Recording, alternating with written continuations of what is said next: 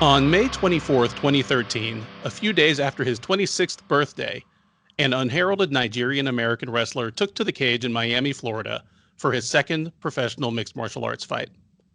He lost by first-round submission to a lanky grappler by the name of Jose Gutierrez after just under 4 minutes of scramble heavy madness. It was the last time Kamaru Usman would leave a mixed martial arts cage without getting his hand raised.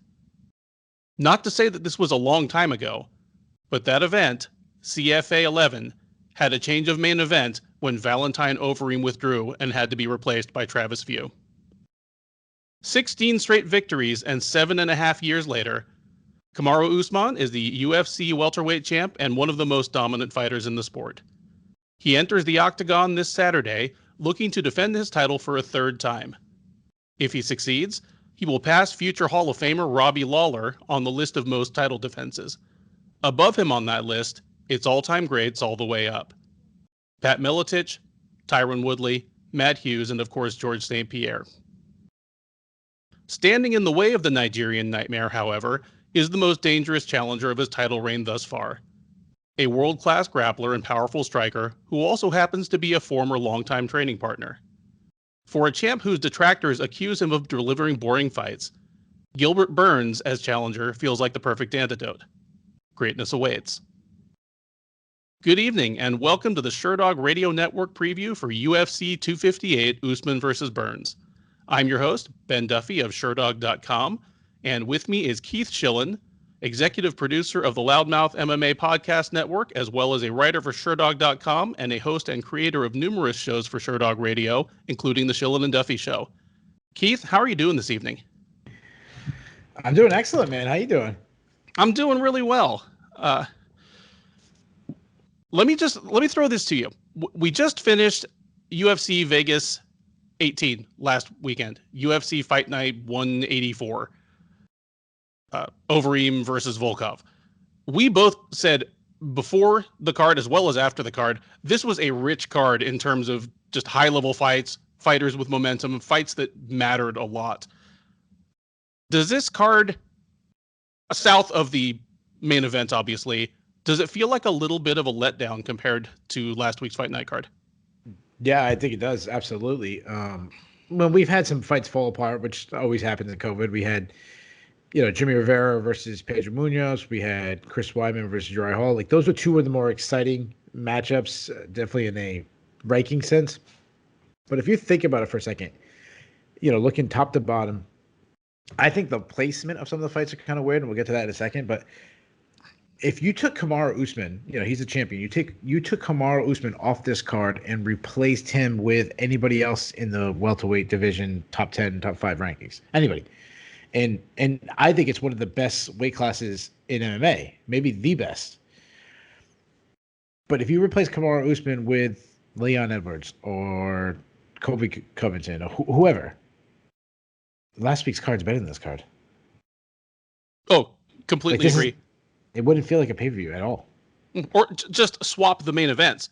Put Overeem and Volkov on this card, put an actual title fight on the other card. The other card's a pretty good pay-per-view, and this is an average fight That's night. Right. Yeah, absolutely. That's actually a better way to say it, yeah, if you switch the main events. The other thing is, like, the placement is really weird. Like Marquez, Pitolo on the, I think that's on the main card last time I checked. Like, that's really weird. Marquez has been out for a long time. Pitolo's on like a losing streak. Like, that didn't make sense. And then I know Bobby Green and Jim Miller is high on the card now. And then you have people that a lot of, the hardcores are excited about. You have like a grudge match between Brian Kelleher and Ricky Simone. That would make more sense higher on the card. Two good female fighters in Julian Robertson and Miranda Maverick. That would have made more sense. Rodolfo Vieira is someone that everybody's excited about. Like, these guys higher in the card would make more sense. So it just seems like a very weird card, particularly the main card. And then even the co-main event, like Gastelum and Heinisch makes more sense for the co-main event than Barber on Barber coming off a loss and Alexa Grasso. It's the placement of the co-main is very strange to me. Obviously I understand these are both women who either are or have been the UFC's next big thing. in both Barber and Grasso, but you could argue that in terms of relevance, it's not any better than Maverick versus Robertson, and that's the curtain jerker. Yeah, yeah, and they kind of both play the role. Like Alexa Grasso, Gillian Robinson. They kind of both been in that top 10 rankings, and then you have Barber and Maverick as like the the hotshot young prospects that everyone seems to be excited about. Like it's a very, very similar matchup. And yet these are the 5 fights that we are being asked to pay $70 for. Jim Miller versus Bobby Green, Julian Marquez versus Maki Pitolo, Kelvin Gastelum versus Ian Heinisch, Maycee Barber versus Alexa Grasso, and of course, Usman versus Burns. Yeah, and the funny thing is, Maverick and Robinson has opened up the card, and that's below other female fights that doesn't nearly have the same kind of attention behind it. Oh, sure. It's, someone in Polyana Viana that could have been released off of her last loss. Like, it wasn't a guarantee that she was even going to get another UFC fight, and she's way farther up the card. Doesn't make a whole lot of sense, but regardless of what order they put them in, we're going to talk about all 12. So you ready to kick this thing off? Yeah, I'm ready. All right. Opening things up on the UFC 258 prelims, it is a flyweight matchup between Gillian Robertson and Miranda Maverick.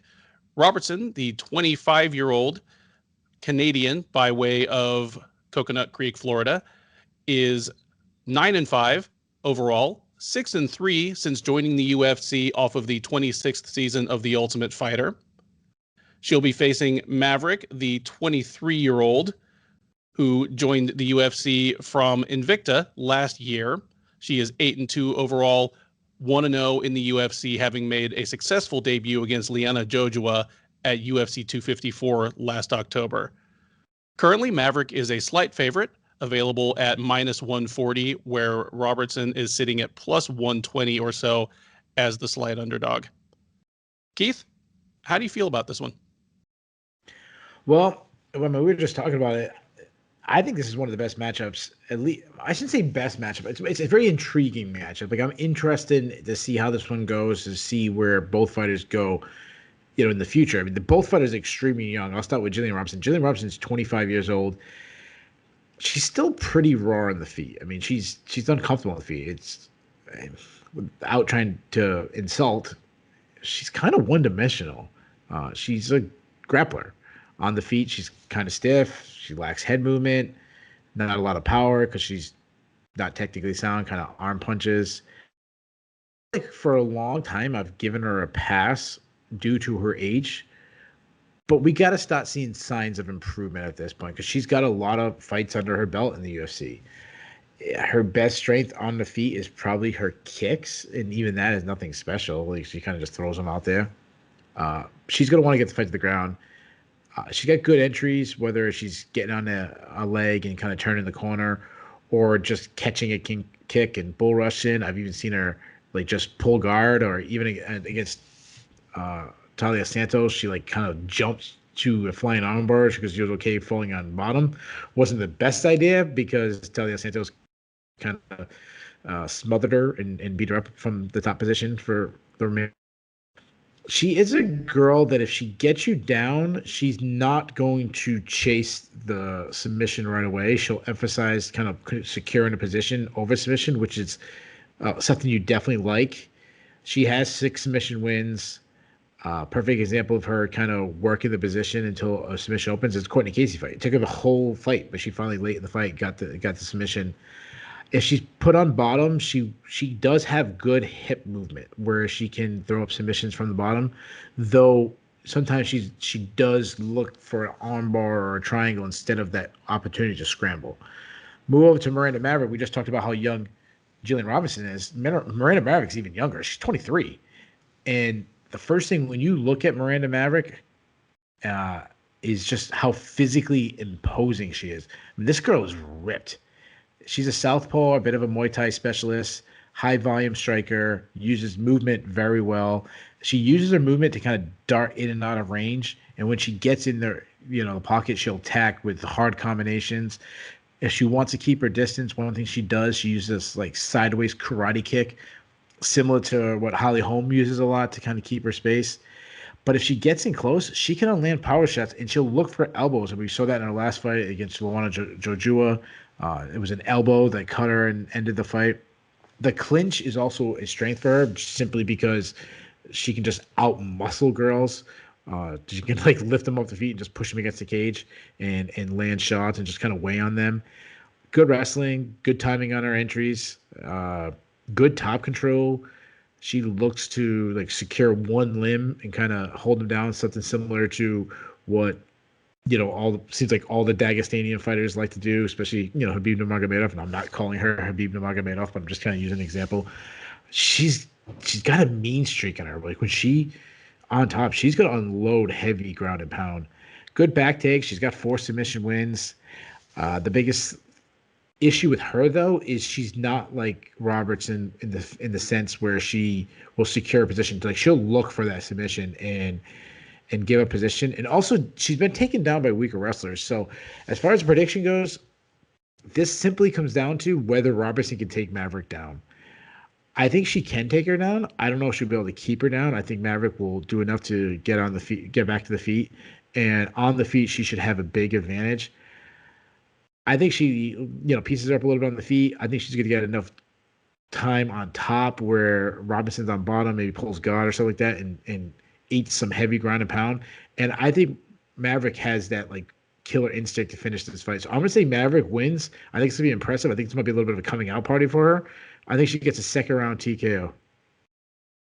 I think Robertson is a really appropriate step up in competition for Maverick. But at the same time, Maverick is a very suitable opponent for Robertson. It's not as though the UFC has given up on Robertson and they're just throwing her to the wolves now.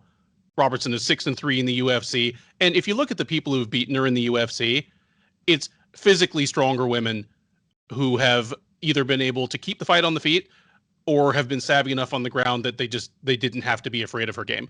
She's a really she's a very savvy grappler, but she's not a power grappler. If somebody who's a better wrestler and knows what they're doing on the ground goes to the ground with her, in general, they haven't had too much to be afraid of from her. Eventually, there's going to be an opponent that lays Maverick's issues bare. She's really short for a 125er. The flip side of her being so burly and powerful is that she's one of the shorter 125ers in the division. I mean, she's taller than Jessica Andrade, and I think that's about it. And while she throws a lot of volume, she doesn't tend to throw in combination very well. Like she's just stays really busy, throws a lot of single strikes. Robertson is not the person who's going to take advantage of any of that. And I'm with you. I think Maverick's going to be able to keep this on the feet if she wants, or if she decides she wants it on the ground, she'll be able to take it there hard, land in the position she wants, and she'll still have Robertson at a disadvantage. I'm going to give Robertson credit and say that she toughs this out, but I think she loses a lopsided decision. And I agree with you. This is a bit of a coming out party for Miranda Maverick, and probably she's going to get fast tracked to start taking on top 10 fighters in a very shallow flyweight division. Miranda Maverick by decision for me. Next up, it is a welterweight contest as Gabriel Green takes on Phillip Rowe. Green, the 27-year-old, is 9-3 overall, 0-1 in the UFC, having dropped a unanimous decision in his debut at UFC on ESPN 9 last May. He'll be taking on Rowe, the 30-year-old, who is returning after a year and a half off. Fought most recently in August of 2019, where he knocked out Leon Shabazian on Dana White's Contender Series. Odds right now, Green, the slight favorite, minus 135 or so, where Rowe is sitting around plus 115 as the slight underdog. Keith, Dana White's Contender Series, I'll definitely throw it to you first. Yeah, so we'll start with Rowe. It's been a long time since we've seen him, as you mentioned. Rowe is a can crusher. His only good win is Leon Shabazian, who he beat, on the Contender Series. Rest of the guys got terrible records. Now, talk about him from X and O's. I mean, you got to give him credit because he did get a win on the Contender Series and got a contract. He's a very long and lengthy fighter. He's got an 80-inch reach advantage. I'm sorry, 80-inch reach. He's elusive. He does well to use that length. Like he keeps his opponents at the end of his punches. He throws punches straight down the pipe. His right hand is it's like his best punch. He's got some pretty good power in his right hand. When he starts feeling himself and he starts doing well, he'll start to taunt his opponent. He even did it on the Contender Series. He did like a look away punch towards Shabazian. He does drop his hands, which is an issue, could get him in trouble. He throws hard leg kicks, though I don't think he throws kicks enough. He more favors boxing. Can back up a lot, and we even saw that in the Shabazian fight, where he'll back up when you pressure him, and he'll get tagged from him. I mean, Shabazian hurt him, almost knocked him out in the very beginning of their fight. The clinch is a safety zone for him. Like he likes being there because he can use his the strength of his height and his legs to the midsection. He's not much of a wrestler in the sense of a takedown artist, but he is pretty good at scrambling and winning scrambles where he ends up on top. If he's on top, as we saw in the Shabazian fight, good ground and pound. He is a submission threat. A guillotine is something that he looks for a lot in scrambles. He will even pull guard if he can't get you down, which I hate, especially because he's not this isn't Gilbert Burns on the ground. He's more similar to what I just said about Julian Robertson. He'll look for submissions off his back instead of scrambling back to his feet. Gabe Green is a much different fighter. He's a very aggressive striker that just uses pressure to break his opponents. I mean, this guy's a tough SOB. It's the best way I can describe this guy. You look at his UFC debut against Daniel Rodriguez. He was just walking through hard punches, and Daniel Rodriguez is known for his punching power. And Green was willing to eat the punches to try to land some of his own. And despite getting cracked with big shots, he just kept coming, and he did it for the entire 15 minutes. He fights from both stances. He does make the mistake of dropping his hands a little bit as he kind of throws from his hips, looping punches. When he's landing, he's usually landing from the pocket area, more the mid-range, because he's a little shorter guy. Throws a lot of hard kicks, kicks to the body. He is a submission threat. Yeah, I haven't seen too much of him, but just looking at his record, he's got 5 submission wins on his record. Cardio is definitely a strength that we saw in his UFC debut. He took that fight on 4 days' notice and was the one coming on strong after getting tagged by some huge shots from Daniel Rodriguez. I think when I first started doing tape study, I think Green was actually the underdog. I think it actually might have switched now. I think he actually might be a slight favorite right now. Mm-hmm. Yeah. So I originally was going to say, like, oh, hey, I'm going to go with the upset. Rowe is more more technical fighter than Green. However, Green is just a dog, and he's going to turn this into a dog fight. And I don't know if Rowe can handle that. I think Rowe's going to be forced to be on his bike, and I think he'll finally break, and he's going to back up towards the cage, and Green's going to land some shots. So give me Green, and I actually think he's going to break him and take him out. So give me Green by 3rd round TKO. Man, I thought we were going to have some dissension here. I thought you were going to go with Rowe. On these two fighters, there's a good amount of tape on both, but you still almost have to go completely by the eyeball test because of exactly what you said about Rowe's record. Coming into the Contender Series, Shabazian was by far the best fighter he had fought, and I think Green is several notches better than Shabazian. Green is at least probably a UFC level welterweight. I've seen what makes Rowe's game work in his regional fights, and I saw obviously what he did on the Contender Series. The question is just, do I think he'll be able to pull that off on Green? And I am worried about it for all the reasons you mentioned, plus the fact that Rowe has been gone for a year and a half, and I don't know what he'll look like coming out the other side of that. Yeah, Green, tough SOB, perfect way to put it. Not only did he do all that in the Rodriguez fight that you named, but that was his first fight at welterweight. He had been a lightweight, like on the local scene in his fights in Combate and in Bellator. He'd been a lightweight the whole way. He has a lot of submissions on his record. They're mostly submissions from him jumping on guys that he has worn out and beat up. He's not Ryan Hall. He's not sliding for a leg lock in the first 10 seconds of the fight. I could even see him doing that to Rowe. Just Rowe is flagging. Green is not getting tired. He's still marching forward, and he jumps on Rowe and, gets a rear naked choke or something. But I'm gonna predict that Rowe makes it to the final horn. Give me Gabriel Green by decision. Next up on the UFC 258 prelims, we have a quickly thrown together but nonetheless very interesting featherweight matchup between Ricky Simón and Brian Kelleher.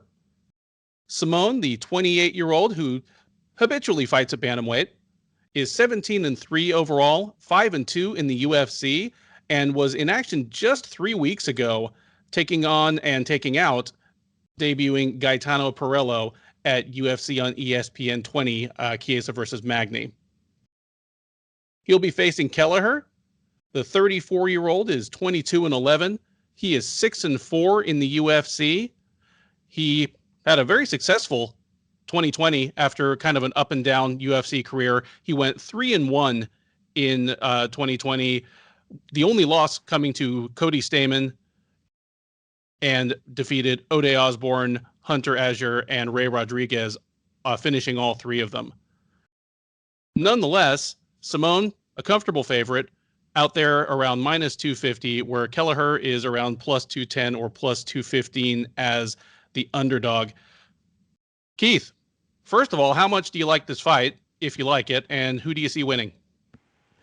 So I like this fight a lot. Now, you said that this is one of the fights that, just got added to the card, like kind of late edition, and you said it was thrown together quickly. That's true, but we've also had it booked 3 times now. They were supposed to fight in September. At that time, something happened with Ricky Simón's camp, where some COVID related, he had to be removed. Then they were supposed to fight in January. Then it was the opposite team, Kelleher. So now, third time's a charm. Hopefully, we get to see it. And I know these guys have been calling for each other, a little bickering on social media. So this is a fun matchup, and it's a fun stylistic matchup. I like Ricky Simón's style. I mean, you know the kind of fighter I like. I like Ricky Simón. He's your absolute classic wrestle boxer. He's got some pretty fast hands. I go back to his Ray Borg fight. It's funny because I thought the Ray Borg fight was probably the fight that he had the most technical skills I've seen displayed, but gets so much hate because Ricky Simón's a very large bantamweight. Now this fight is at featherweight, and obviously Ray Borg's a former flyweight, that he doesn't get credit for the technical things he was doing. But anyways, he was freezing Ray Borg with his feints, which is always a good sign to see, especially someone who wants to land power shots. His pocket boxing is solid. He's got fast hands, as I already said. He attacks with combinations. He'll target the body. He will make the mistake of wanting to brawl at times, which isn't good. But as I mentioned in his last fight, he checks leg kicks, and that's what he did in his last fight, which is nice to see. He's a great wrestler. He's not a good wrestler. He's a great wrestler. He's a great wrestler because he's committed to it. I don't think he has the best entries. I don't think he has the most explosion. He knows he's one of these guys. He's improved his striking, but hasn't been a wrestler who just now would fall in love with his striking. His striking complements his wrestling. Wrestling is still the A side of his skill set. Entries are good. Top control is good. What I like about him is not only will he get the takedown, but if you work your way up, he's going to make you pay for it. He's going to lean on you. He's going to capture a leg. He's going to pin you against the cage. He's going to knee you a little bit. He's very physically strong. He's not a submission threat, but he does have some submission. He got a submission in his last fight. Your classic wrestler's choke, you head and arm triangle. Move over to Brian Kelleher. Brian Kelleher, man, he's such a hard guy to grasp because he's not a great athlete, but he's such an overachiever, and I don't mean that in an insulting way. I mean it as the ultimate compliment. He just thrives when he's the underdog. He's the underdog here. He's well-rounded, not great anywhere, but not glaring weakness anywhere. He switches stances well, uses feints well. He's pretty crafty with his counter striking. He's got deceiving power, especially when you look at his build. He's a balding guy, not ripped up, and so you don't think of him as a hard hitter, but he's cracked a lot of guys. He's, I would say, an above average wrestler. He's not as good a wrestler as Simón is, but he can wrestle. But he also will make you work if you try taking him down, and he defends with a guillotine, and he's caught a lot of guys with that guillotine, including his last opponent, Ray Rodriguez. He caught him as soon as Ray Rodriguez got on his hips. As far as prediction go, I think the line's way off. Like, I don't think Simone's style, I don't think he should be I think he's almost 2-1 favorite. And that is just because the people constantly count Kelleher out. I think Kelleher has the power to give Simone some trouble on the feet, and of course he can catch him in that guillotine.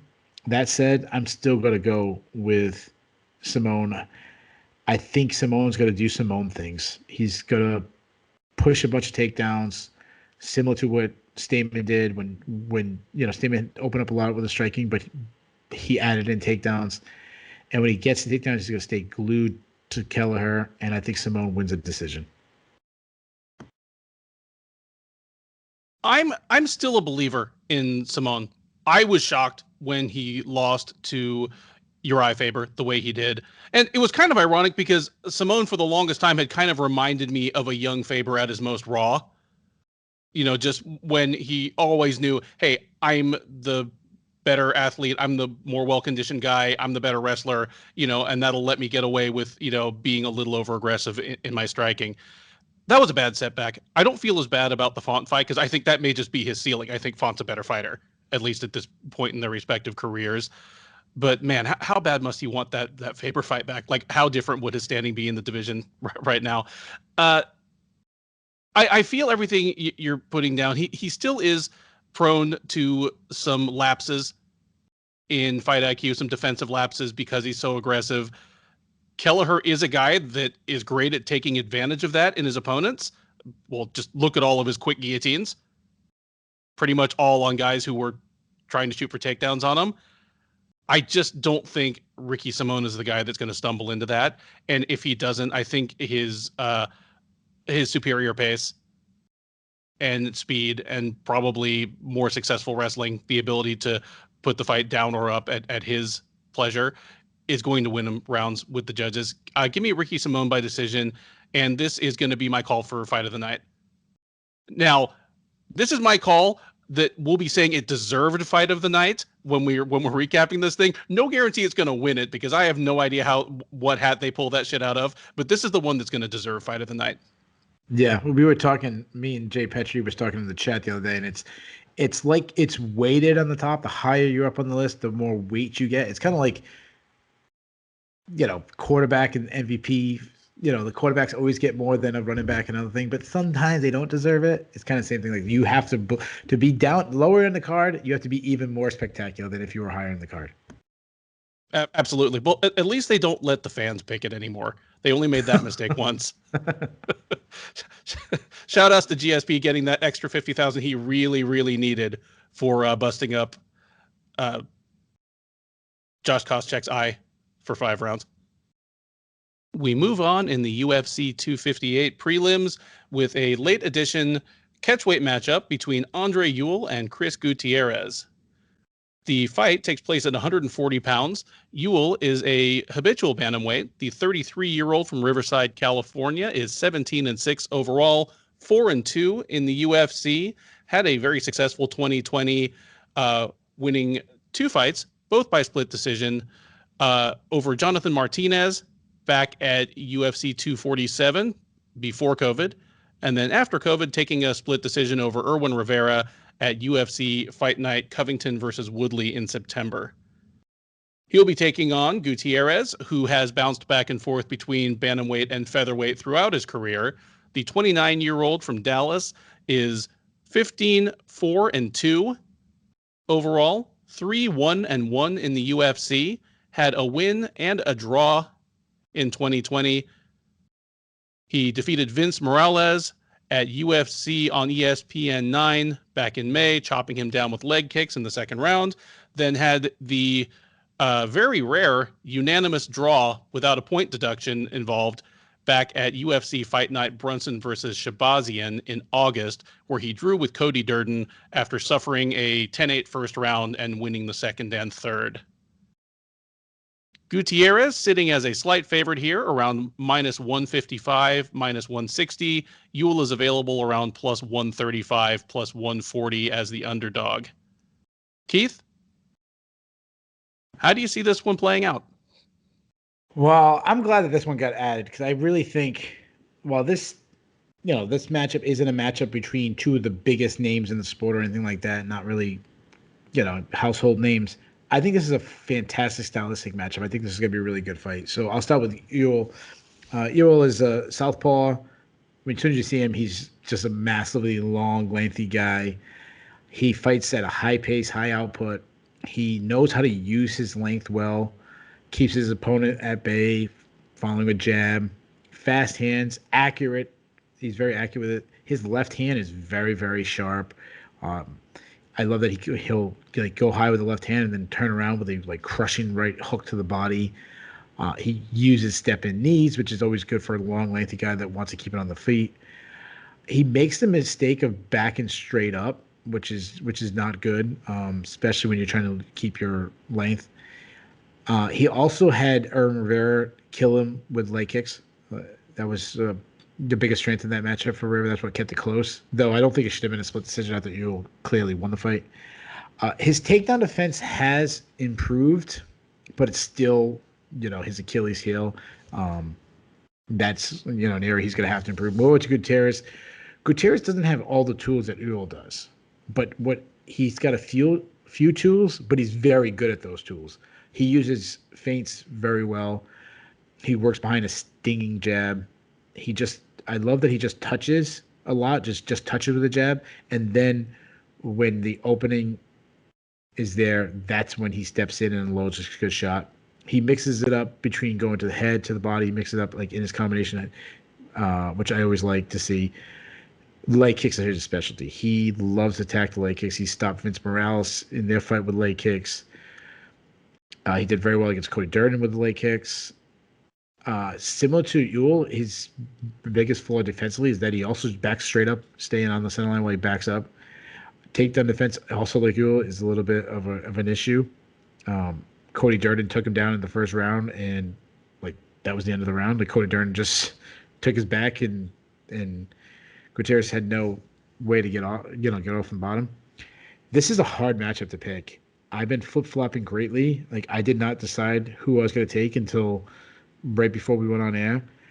As I said, Ewell has more offensive tools. He's the more technical fighter. I think he actually has the higher ceiling. However, when I think about this matchup, and I was watching film, I just can't stop thinking about Gutierrez brutalizing Ewell's front leg. I think this is going to be a war. I think Gutierrez is going to have to weather some early shots from Ewell. I think he's going to have to weather some big shots from Ewell. But if he can, I think the leg kicks are going to do dividends late in the fight. And I'm going to take Gutierrez to win a decision. And this is my fight of the night early on the prelims. This would be my other top candidate for fight of the night for sure. I'm concerned about the leg kicks as well. Ewell is inconsistent in checking leg kicks. Maybe he just isn't used to getting a lot thrown his way. I don't know what it is, but they're absolutely a weapon for Gutierrez. He has multiple stoppages by leg kicks, and he has other TKO wins where they are really what fueled it. It ends up being a TKO by punches or whatever, but what really set it up was him just chopping the other guy's front leg out from under him. I can totally see him doing that to Ewell. I don't know. Obviously, your hope would be that Ewell is checking them. Ewell is countering them with his nice, crisp punches. I am leaning towards Ewell in this one. I am trusting him to do the smart thing, do the right thing. The right thing for himself. I like that you pointed out that his split decision over Irwin Rivera was a pretty straightforward win. But to be fair, I thought his split decision win over Jonathan Martinez, I scored that one for Martinez, and I know at least a good number of other people did. Just funny thing is, neither of them should really have been splitters. They were all pretty straightforward fights. Give me Ewell. I'm gonna trust Ewell to do the right thing, do the smart thing, and avoid enough damage to his legs to weather out a decision over Chris Gutierrez in another really fun fight. Next up, it is a scrap between two strawweights looking to keep up their momentum as Polyana Viana meets Mallory Martin. Viana, the 28-year-old Brazilian, is 11-4 overall, 2-3 in the UFC. She is coming into the bout on the strength of a win over Emily Whitmire in August of last year, submitting her by armbar in under 2 minutes. That snapped a 3-fight losing streak that took up most of her 2018 and 2019. She takes on Martin. The 27-year-old American is 7-3 overall, 1-1 in the UFC. She joined the UFC out of Invicta Fighting Championships, lost her debut to Verna Jandiroba, then defeated Hannah Cifers at UFC Fight Night Smith versus Rakic last August. Martin is a slight favorite, available around -155.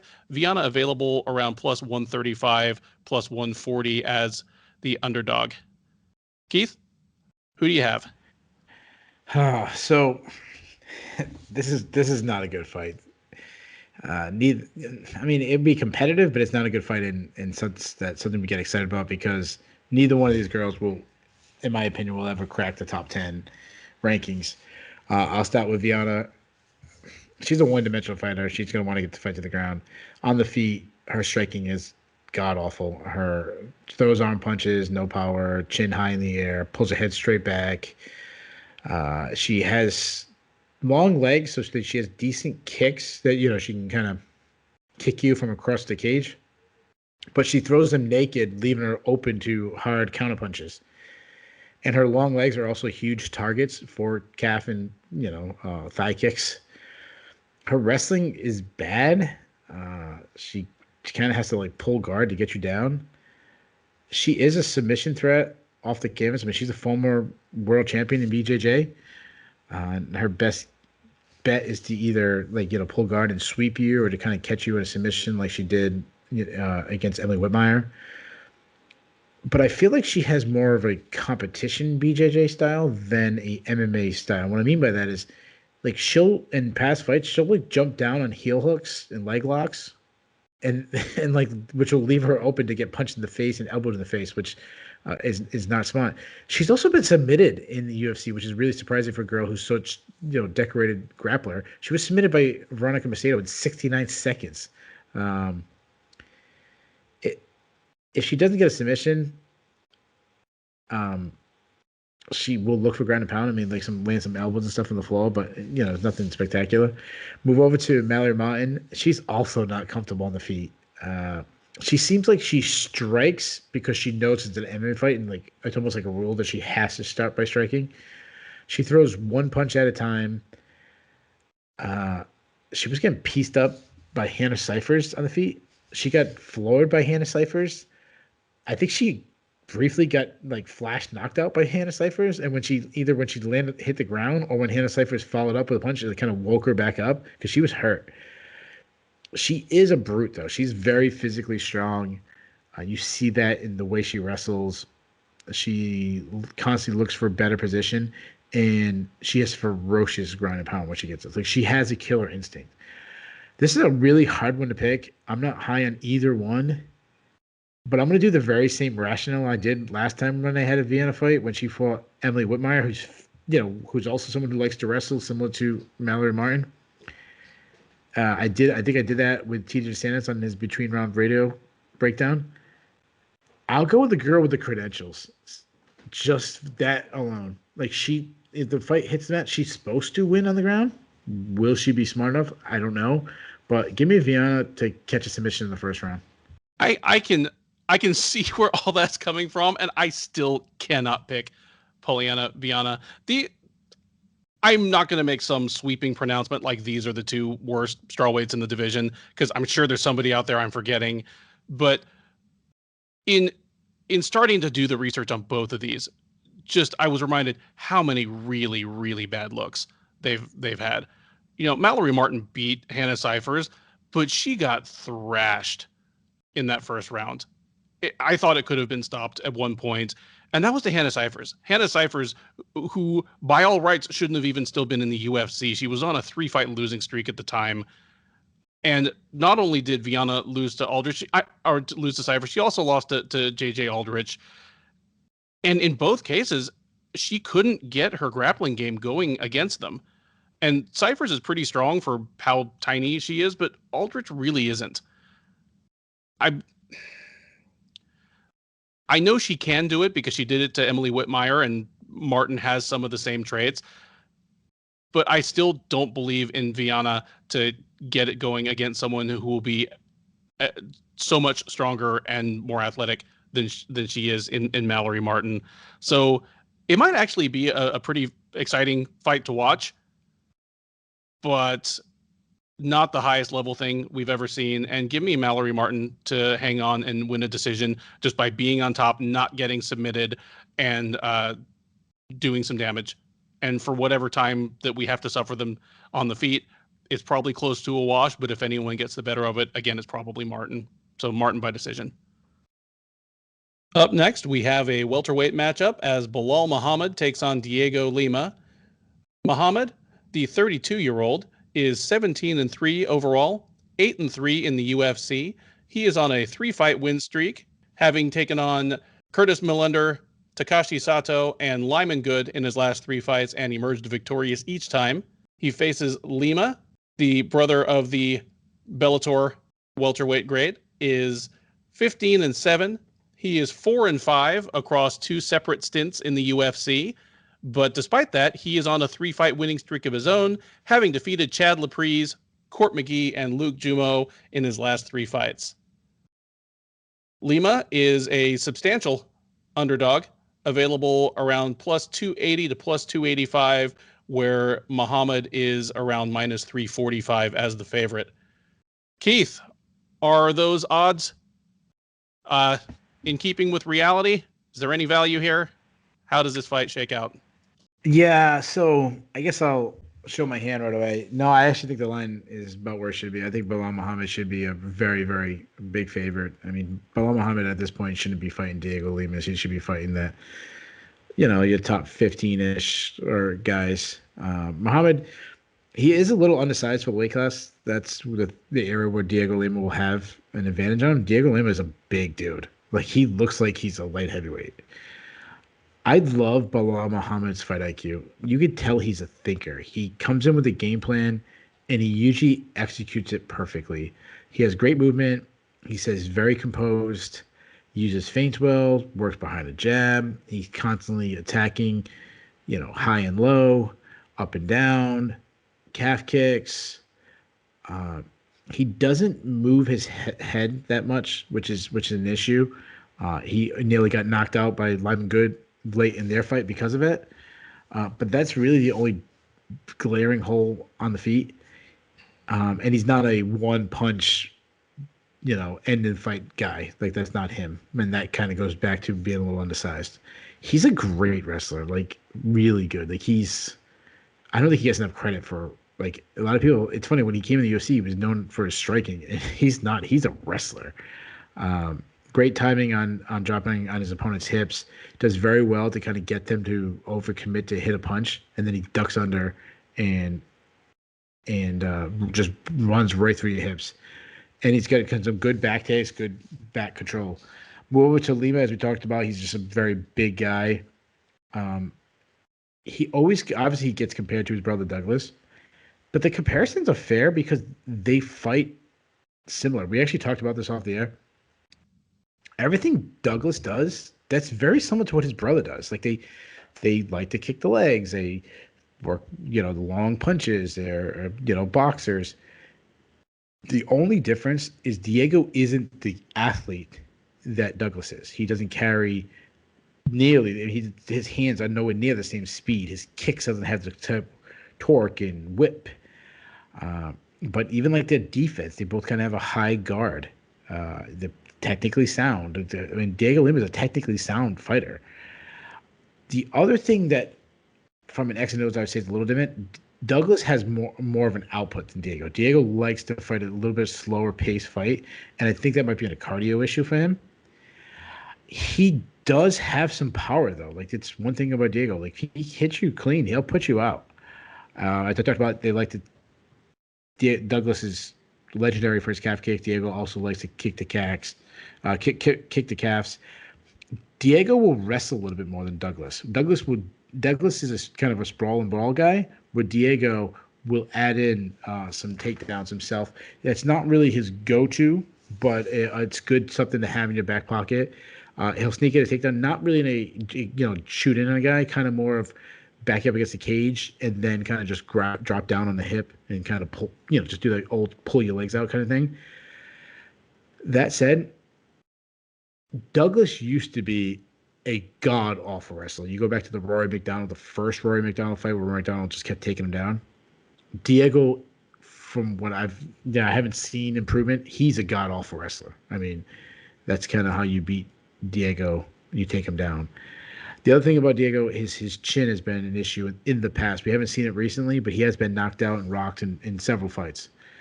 As I said in the top of breaking down his match, this is a mismatch. This is Belal Muhammad's fight to miss. To lose.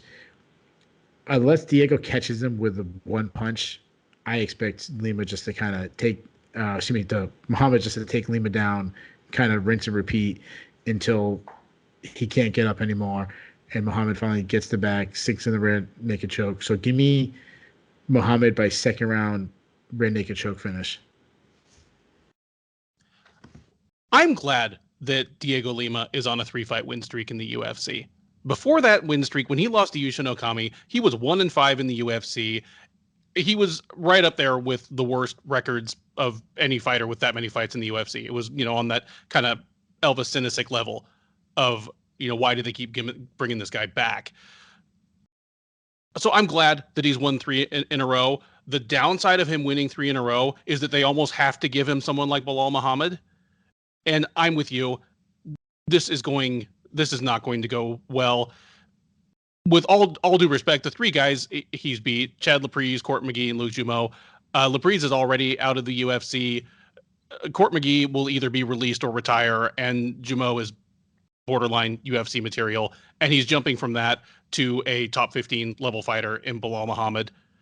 I'm glad that you mentioned Muhammad's fight IQ, because I think it's the coolest thing. It's very rare to find a fighter who is a reliable action fighter. Like, his fights are appointment viewing, it's going to be a banger, but is also smart. His fights aren't just exciting because he's a wild brawler who, just goes out face first and lives or dies by the sword. So it's a very cool thing about Belal Muhammad. As you say, that does help make up for some of his physical deficiencies. He's small for the division, and it's not like he makes up for it with off-the-charts fast twitch athleticism. He's just a smart guy who gets by on smarts, conditioning, aggression. I like Muhammad a lot. Lima's weapons and his improvements just don't line up with the way that Belal Muhammad loses fights. He doesn't lose bad fights.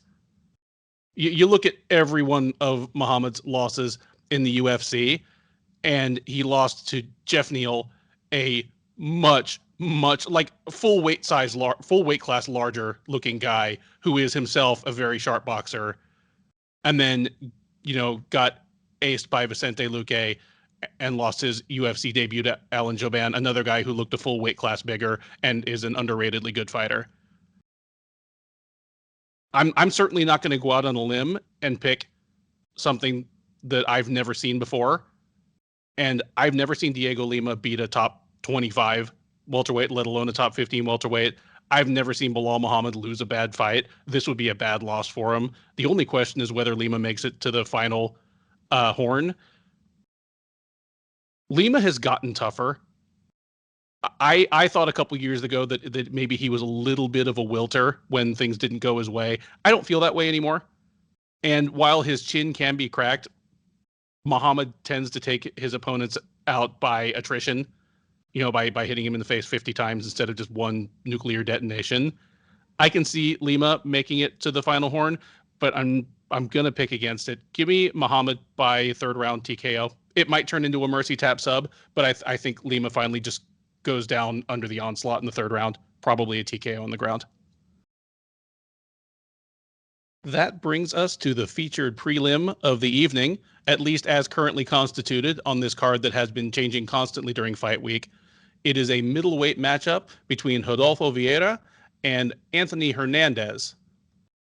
Vieira, perfect 7-0 as a professional mixed martial artist, a perfect 2-0 since joining the UFC, having choked out Oscar Piechota and Saperbek Safarov with identical arm triangle chokes. He takes on Hernandez, the 27-year-old Californian who came to the UFC through LFA and Dana White's Contender Series, is 7-2 with 1 no contest overall. He is 1-2 since joining the UFC. That 1 no contest, a 40-second knockout of Jordan Wright on the Contender Series, which was overturned due to the devil's weed shortly thereafter. Vieira, we hear all the time about world-class grapplers, decorated grapplers, champions of this or that, transitioning to MMA. And unless you follow grappling, they can all kind of start to run together. You know, this guy's champion of this guy's champion of that, this guy has these medals. Rodolfo Vieira was legitimately one of the 5, if not 3, best grapplers in the world, anywhere within spitting distance of his weight when he transitioned to MMA. He is absolutely the real deal. He's an Abu Dhabi gold medalist. He's a 4-time Mundials winner. And I mean, he's not exactly the same, but in terms of kind of his build and his game, it just reminds me of like a lighter colored Jacare, a burly brute, just a specimen of a man that even when you saw him competing, whether gi or no gi, you were like, okay, if this guy crossed over to MMA and he can even take the hint of a punch, he'd probably do all right. The same way you might have looked at Jacare, 10 or 12 years ago. He's that guy. This fight is a bit of a setup for him. Anthony Hernandez does a lot of things well. He's a good fighter. I think he's better than his 1-2 UFC mark. Make him look. But we're talking about a guy that just blundered into a front headlock from Marcus Perez and got Anaconda choked or Darce choked. I'm trying to picture it. This is going to be a complete squash match. Vieira by first round submission, and honestly, Vieira by submission probably in the first 3 minutes. Hernandez won't be able to stay away from him. He won't be able to keep him from just throwing him to the ground because Vieira, kind of like Jacare, just through athleticism and brute strength, was pretty good on the wrestling part of it. He has, good actual wrestling entries as well as, all the usual variety of trips and throws. Just expect Vieira to get in on Hernandez's hips, toss him, ass over tea kettle, and probably just get another arm triangle. Just get the muscle man submission, and it'll take less time than it took me to say all this, which is 3 minutes and 30 seconds. Keith, tell me I'm wrong. Tell me I'm crazy. Okay, so you're wrong and you're crazy because it might be even less than 3 minutes and 30 seconds. So I'll start with Vieira. Let's talk about his striking. He's new to MMA. He's very raw. I mean, kind of get the fast track to the UFC. He's raw on the feet. We haven't really seen too much of him on the feet. The last time he really wanted to test himself, he actually got hurt by Saperbek Safarov in the very early of that fight. But as you said in the introduction, I'll kind of try to repeat. He's elite of the elite of the elite on the canvas. 7-time World Cup champion, 5-time World BJJ champion, Abu Dhabi champion. What I also like to say is he isn't just a BJJ guy. What I mean by that is, as you mentioned, his wrestling is good. There's been BJJ guys who've made themselves wrestlers. Like David Maya is he's kind of learned his little side, sweep single. That's not the case with him. He's just good. He's explosive. He has that, super, super strong blast through his opponents. You mentioned Jacare. I think that's a great comparison. It's funny that you made a comparison to someone because I wrote someone down too, but I was thinking Ricardo Arona. That's who, back in the old Pride days, like similar. Obviously, he was an Abu Dhabi champion, similar with his wrestling entries, kind of like a wrestling base to his grappling, not your Gracie, pull guard kind of style. Moving to Hernandez. Hernandez is just a guy. He's very consistent. He hits hard. He has some subs, but he isn't a great athlete. Vieira is going to run right through Hernandez. I expect him to want to test it on the feet a little bit, but after 2, maybe 3 minutes, he decides just to take him down. Maybe what he says when the coaches say, "Okay, now it's time," and then he's going to submit him. This is my lock of the night, and I'm not locking him that he's going to win because that'd be kind of corny. That'd be kind of cheap. So I'm locking that Vieira is going to win in the first round by submission. So I'm locking all 3 in. So that's my lock of the night. All right, for style points, what technique did he get it done with? Okay, so you went with head and arm triangle, right?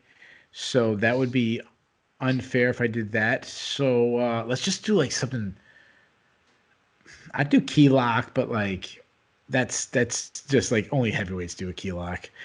How about how about an armbar that he sets up from like a crazy scramble? Like he like similar to what Matt Hughes did to George St. Pierre, where like he like goes all the way around his body and finishes like an armbar that way. Man, if that one comes true, you check in to the recap as Keith Schillen takes his victory lap around the studio. If Hernandez taps out Vieira, our show will be canceled, and we'll come back a month later when you've forgotten all about this. With that, we jump over to the pay-per-view main card of UFC 258, where we start off with a lightweight matchup between 2 veterans in Jim Miller and Bobby Green.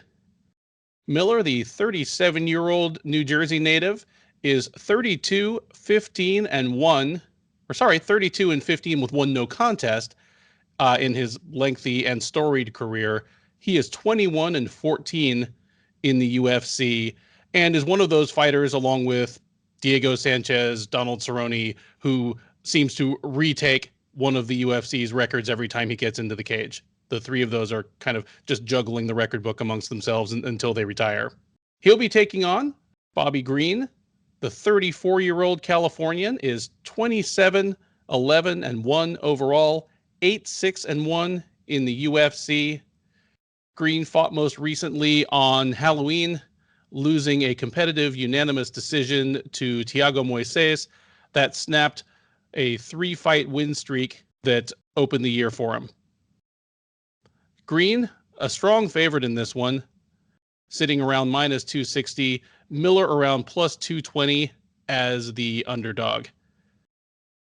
In the Sherdog staff chat, Keith, I kind of made the joke that this fight was the Mr. Pibb version of Guida versus Michael Johnson on last week's card, in that it looks like the knockoff, but it's actually better.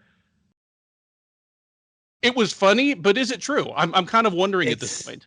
It's so funny. I didn't see you put that, and I actually added that in my notes. So I don't just do this off the top of my head. I do have notes, and I was going to say something similar on the prediction side about that Jim Miller is, to me, your Clay Guida. He's the guy at this point of his career. Most of his skills have really diminished, but he still has so many intangibles. And Bobby Green is the opposite. He still has his skills, but the intangibles are not there. Like Jim Miller for his whole career is like an overachiever, and Bobby Green is the underachiever. Bobby Green's the guy who fights down to one, and that's your Michael Johnson. Like that's why I think it is. I don't know if it's a better matchup than Guida, and like I just like pretty even. Like you could have just changed them. Like you could have swapped it. You could have put Miller against Johnson and Green. I mean, we did see Green against Guida recently. I'm assuming you want me to break this fight down. Well, I mean, let me just like throw mine out real quick, because I probably don't have as much X's and O's wise as you do. But the funny thing is, Miller, obviously he has a win over Guida fairly recently, like less than 2 years ago. I don't think that fight plays out the same way if they fight again now. He beat Guida the only way Jim Miller is going to beat any decent fighter right now. First round submission. That's what he's got left in his tank. Whereas Guida, as we saw last week, he's still got a fantastic gas tank, still got a good work rate. And Miller is he seems to be fading faster, even though he's a little younger than Guida. Just more fights, like at the UFC level, health issues. The thing about Green to me is Obviously, he's well known among hardcore fans for kind of his like, his clowning, dancing, you missed me, I'm going to wag my finger at you type thing. But despite that, he doesn't really lose to terrible fighters. Like it was a hilarious moment when he clowned around and got knocked out by Dustin Poirier, but he was going to lose to Poirier anyway. Poirier is just a better fighter. And Green is actually looking better and better. He lost to Thiago Moises at the end of last year, but Moises, I think, again, just a better fighter and a younger fighter who's a little more on the come up. Before that, he'd beaten Guida, beat Lando Venata, beat Alan Patrick. That's a pretty good win streak for Bobby Green in 2020.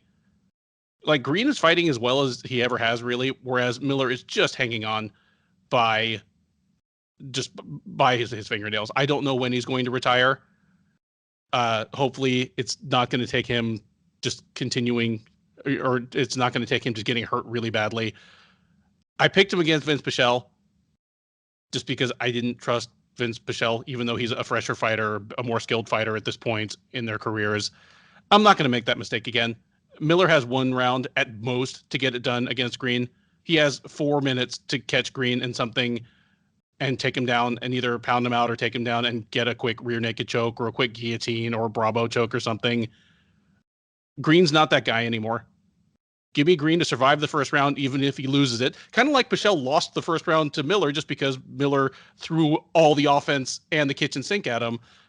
Give me Green to win at least the last 2 rounds and win a unanimous decision. Yeah, I 100% agree with everything you're saying here. To talk about the Vince Pichel, yeah, he won the first round, but his cardio was completely shot, and that's why Vince Pichel came back. Like, Jim Miller was still a better fighter, technically, than Vince Pichel at this point of his career, and just the cardio was completely shot. And you talked about taking Bobby Green down. It is his only chance of winning. I agree with you, but Bobby Green is not a guy that you can take down. That's like the one thing about his career. He's always been good at scrambling. He's always been good at takedown defense. I mean, you saw Clay Guida trying to take him down and really struggled with him.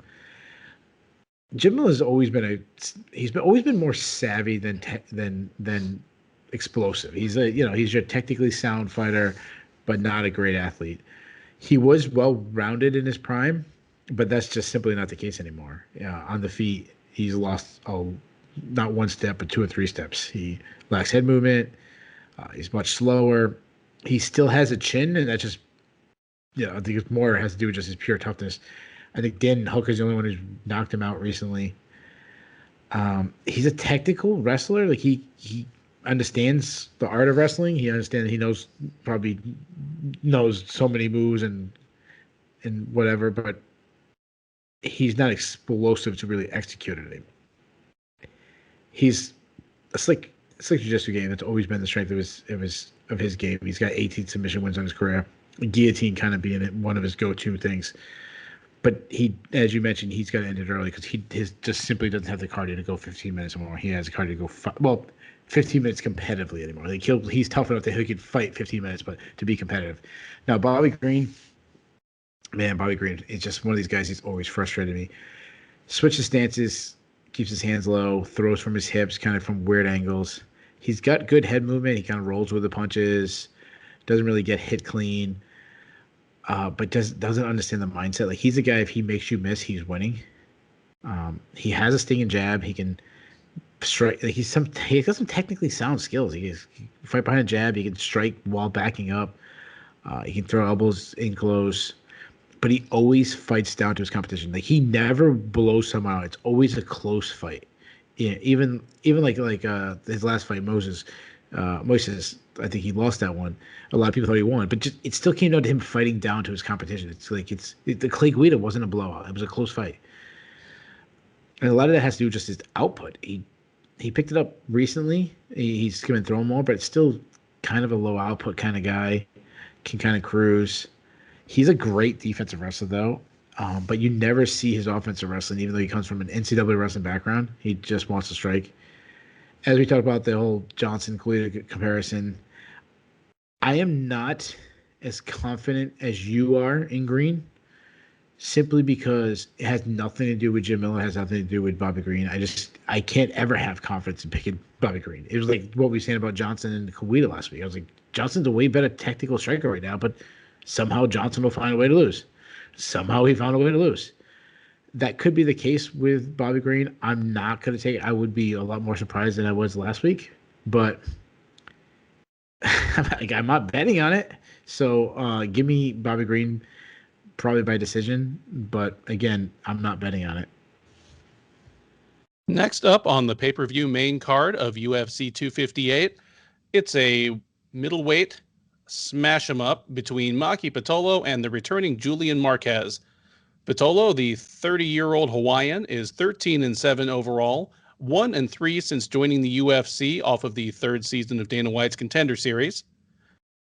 He fought most recently this past August, twice in fact, losing to Impa Kasanganay at UFC Fight Night Smith versus Rakic, and losing to Darren Stewart by first-round guillotine choke submission at UFC Fight Night Lewis versus Olenek just 3 weeks before that.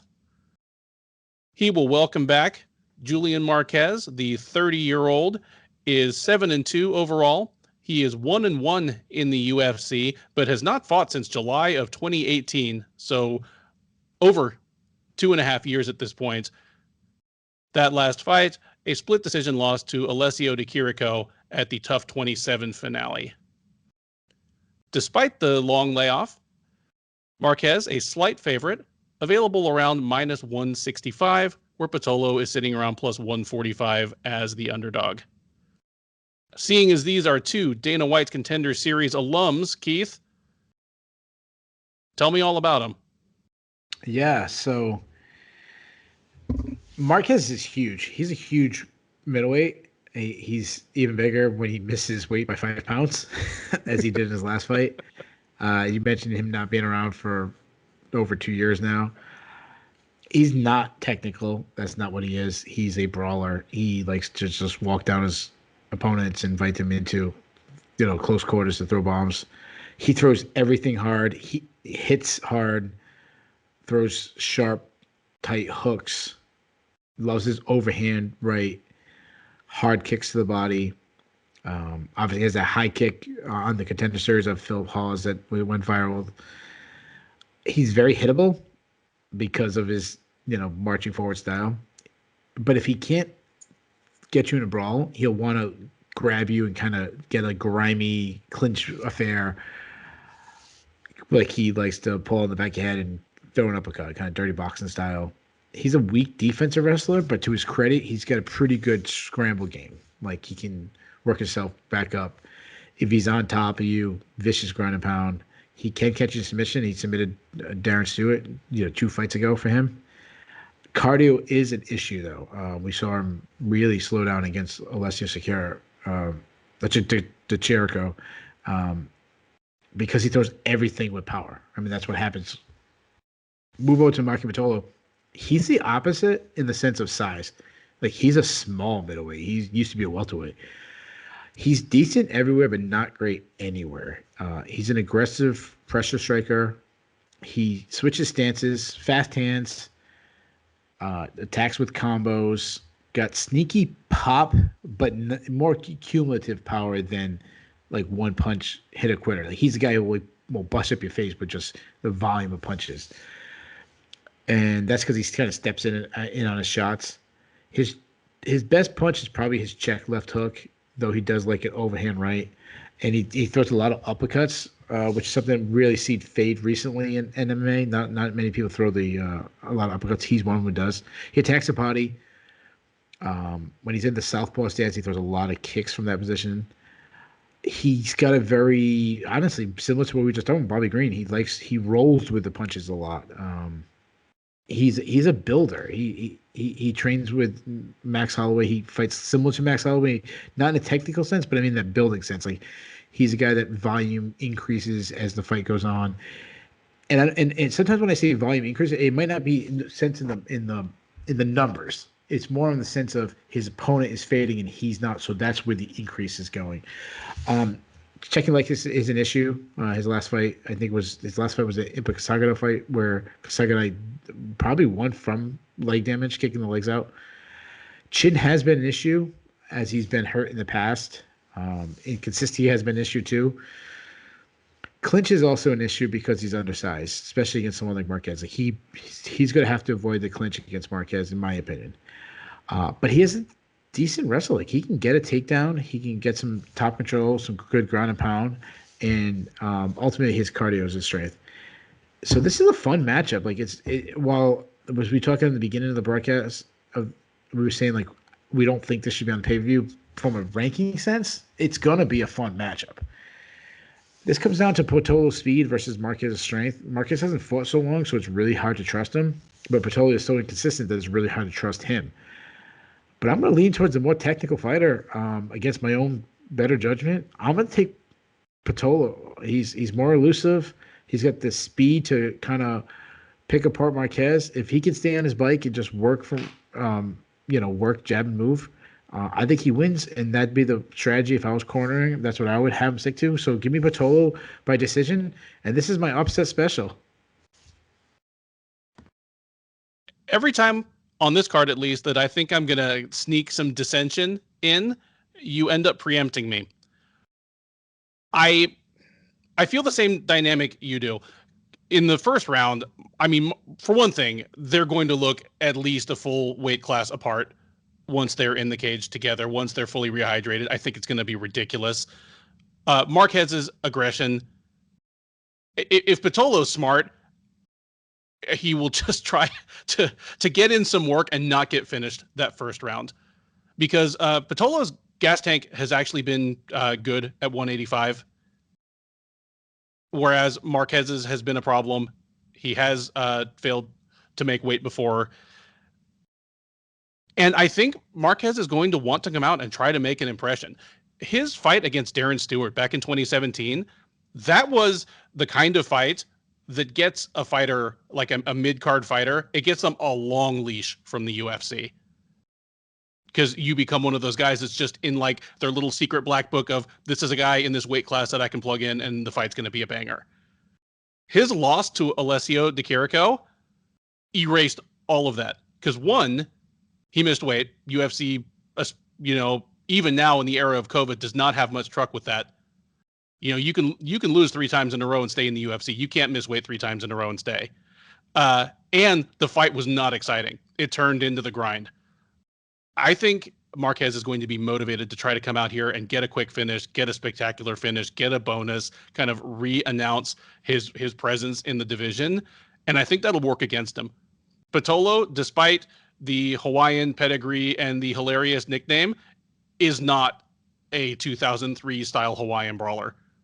He's a good boxer, throws nice combinations. As you pointed out, he's a willing wrestler, and he's a surprisingly successful wrestler considering his size disadvantage in the division.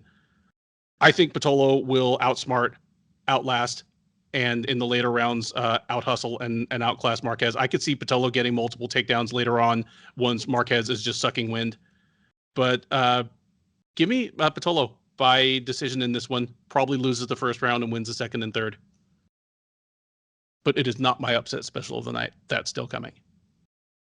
We stay in the 185-pound division, but scoot quite a ways up the rankings as Kelvin Gastelum attempts to turn things around against the surging Ian Heinisch. Gastelum, the former welterweight contender, the former middleweight title challenger, is 29 years old. He is 15-6 with 1 no contest in his mixed martial arts career. He is 10-6 with 1 no contest since joining the UFC as the winner of the Ultimate Fighter Season 17. He is currently on a 3-fight losing streak, having lost to Israel Adesanya in April of 2019 for the vacant title, or for the interim title, in an all-time classic, then having dropped a split decision to Darren Till in November of that year, and most recently, last July, he lost to Jack Hermanson via a stunning heel hook submission in under 2 minutes at UFC Fight Night Figueiredo versus Benavidez 2. He takes on Heinisch. The 32-year-old is 14-3 overall. He is 3-2 in the UFC since joining through Dana White's Contender Series and as the departing LFA middleweight champ. He went 1-0 last year, knocking out Gerald Meerschaert in just a minute and a half at UFC 250. Despite the opposite direction momentum, Gastelum is a comfortable favorite, sitting at minus 225, where you can get Heinisch at plus 185. Keith, who do you like in this one? So this is a tough one to call, simply because I don't really know where Kelvin Gastelum is in this point. He's been, though he fought for the title and everything, he's been very inconsistent basically through his whole UFC run. This is, the worst skid he's been on. Motivation has also been very questionable. I know he has that hashtag quest for gold or mission for gold or whatever he calls it. But when you see him miss weight and do some very questionable things, it's like, how motivated are you? When I talk about his skill set, his southpaw, he's got great hand speed, hits hard, loves that overhand left. It's a deadly punch. Kind of attacks and bursts, kind of slows down the pace, then attacks, and slows down, then attacks.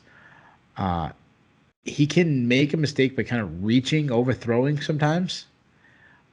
He also was gun-shy, surprisingly, in the Darren Till fight. When I rewatched the Darren Till fight, I was surprised at how much he let Darren Till just outwork him. Till also chewed up his legs. His chin is solid, though. He's been tagged by Adesanya. He's been tagged by Jacare. He's been tagged by some heavy hitters in the division, and he's always kind of survived. He's a good wrestler, good grappler. He's not explosive in that, but he'll sneak in a takedown.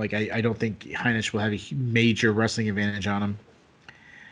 Moving to Heinisch. Heinisch is not a good athlete. It's funny because when I looked at him in the Contender Series, I thought he was a good athlete, and now I've kind of really changed my opinion on him. He's still pretty raw on the feet. We saw, that knockout of Gerald Meerschaert, which obviously makes him look a lot better, but I didn't see enough where I feel confident that he's a good striker yet. He's actually kind of slow on the feet, in my opinion. Though he does have some natural power. He loves his check left hook, overhand right combo. He likes to throw down in the pocket, which didn't work well for him against Omari Akhmedov, and likely won't be a position that'll work well with him against Kelvin Gastelum. And that's mostly because he leaves his head on the center line. Heinisch has good hard leg kicks, though he doesn't really check leg kicks. He's a good wrestler, but he's not a great wrestler. When I watch him, I think he must have been more of a ground wrestler in high school and college. And what I mean by that is he's not a guy that really gets good entries on people's hips and drives through.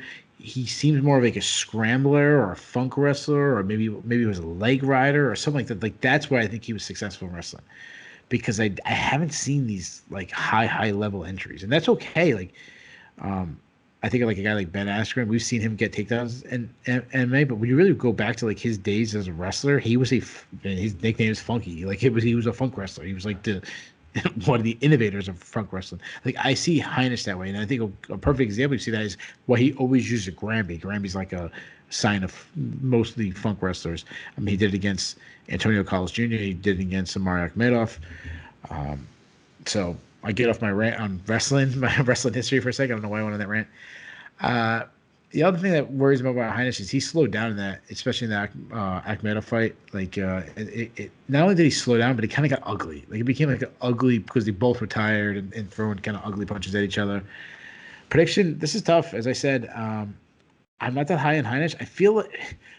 I shouldn't say I'm not high on him, but I feel like this is the peak of him. He's reached his ceiling, and I don't expect him to rise much higher. However, Gastelum could be on this just huge downward spiral. This might be the highest we ever see Gastelum again. It just could be continue. Oh, now he's ranked in the top 15. Oh, he lost again. Now he's in top 30. And and a year from now he's in bare knuckle boxing, and he missed weight in bare knuckle boxing. That wouldn't surprise me if that's the Gastelum route. As I mentioned, Heinisch is probably the better wrestler, but I expect this to be more of a striking battle. Based on the hand speed and the punching power, I still would favor Gastelum. Heinisch hasn't been knocked out. He got tagged by Brunson. He got tagged by Akhmedov. I should say he has got knocked out in the UFC. I think no, he wasn't knocked out. No, his only other loss okay. was a sub to Marcus Perez. Marcus Perez, yeah. So he hasn't been knocked out, and those two guys both tagged him really good. So I'll say he makes it to all 3 rounds, but I'm gonna take Gastelum. I'm gonna say he wins by decision. I agree with your entire description of the dynamic, and especially of Heinish's advantages and weaknesses. I think I probably overrated him slightly as an athlete based on how he looked in his last few fights in LFA, based on how he looked on the Contender Series. I no longer feel that way. I don't think he's a minus athlete per se. Like he's a fine athlete for the division. Just he's not, Jacare or Romero, like jump out of the cage type athleticism. One thing he is he is crushingly strong. It's something I noticed when he's in the clinch, when he's defending takedowns or going for takedowns. He is a strong dude. That might stand him in good stead against Gastelum. My biggest question mark about Kelvin Gastelum is his motivation level, and perhaps his physical state as well. It's unbelievable that he's still not even 30 years old. It's just a reminder that he was so young. I think he was 21 when he went into the tough house. He was this unheralded kind of, pudgy Mexican American kid that was just going to get, flatlined by Uriah Hall and, shock the world, and has put together a nice run. But you mentioned that this might just be the beginning of a spiral for Gastelum, or really on 3 straight losses, you're in the middle of the spiral, but this might be a spiral for him. I agree.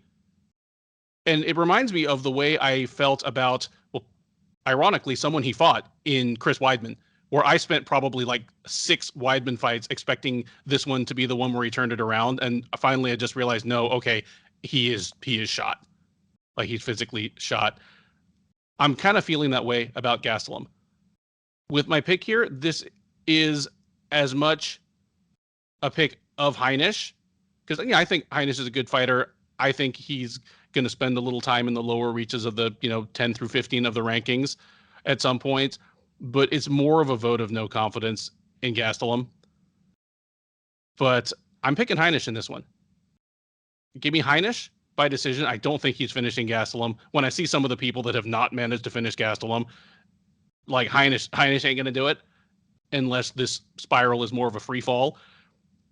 But for Gastelum to win, he would have to, I think he'd have to come out in better condition than he has and fight smarter and more motivated than he has in his last couple fights.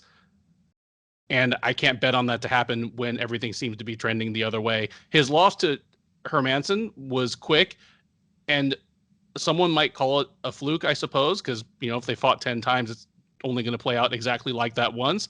But what it really was a disturbing lapse in fight IQ and the attention he was paying to the fight. Like, he was already back on the feet getting ready to kickbox again while Hermansson was working on a sub. I don't like that. And if he makes those kind of mistakes against Heinisch, I don't think it's going to cost him a finish, but it'll cost him moments. It'll cost him momentum. It will cost him rounds. Give me Heinisch by unanimous decision. And I could even see Heinisch winning all 3 rounds as Gastelum just kind of lays an egg. This is my upset special. Next up is our co-main event, a flyweight attraction with Maycee Barber and Alexa Grasso set to square off. Barber, the 22-year-old, is 8-1. She is 3-1 since joining the UFC off of season 2 of Dana White's Contender Series back in 2018. She fought most recently just over a year ago, losing her perfect record in a unanimous decision defeat at the hands of Roxanne Modafferi. Grasso, the 27-year-old Mexican, is 12-3 overall. She is 4-3 since joining the UFC as a former Invicta FC contender. She has alternated wins and losses since then. She fought most recently last August, defeating Ji-Yeon Kim by unanimous decision at UFC Fight Night Smith versus Rakic. Fights odds in this one close to a pick'em. Grasso the very slight favorite around -125, where Barber is available just over even money around +105. Keith, how do you see this one playing out? So this is a tough one. I don't think it's I don't have a confident pick either way. I don't think it's a whitewashing or anything. I'll start with Barber. She's only 22, so she's at the point in her life where she can make huge improvements. But she's also returning from a injury, which is concerning. And I can only base her on what I see, judge her on what I've seen. She's one of the girls who can fight from both stances. She's very aggressive. She likes being the one to pressure. She doesn't really like being pressured. When we've seen her be pressured in the past, she's kind of struggled. Perfect example is J.J. Aldrich. J.J. Aldrich had some success early by forcing her on her back foot. She does use feints well. She throws a lot of kicks. She's got some good dexterity where she can kind of sneak a high kick in there. She's got good power. I'll give her that. If she hurts her opponent, she's got a killer instinct. Like, she will swarm you with shots. She's been hurt, though. J.J. Aldrich dropped her. Roxanne Modafferi dropped her. And I think this is because she drops her hands. She's still got some technical flaws. She keeps her chin high. She pulls her head straight back. She's good in close quarters, though. And that's because she's a brute. Like, she can outmuscle you. She's very strong. She can pin you against the fence, unload some dirty boxing. She's not a wrestler, but if she ends up on top, she's got great ground and pound. We saw that in the Contender Series. She struggled to get Roxanne Modafferi off her when she was on top. Give her a bit of a pass because she blew out her, I think it was her knee she blew out. Mm-hmm. But she did have some moments. Like, she did reverse her at one point. She swept her at one point. And I'll give her a lot of credit for showing like extreme toughness to fight through the whole, I think it was pretty much the whole second and third period with one leg. Move over to Grasso. Grasso is very different than Barber in her style. She's a very technically sound striker. She's also very young herself. Good footwork. She's light on her feet. Good movement. Fast hands. Just very sharp striking. Defensively, she keeps her hands glued to the side of her face with a high guard. She has a high output.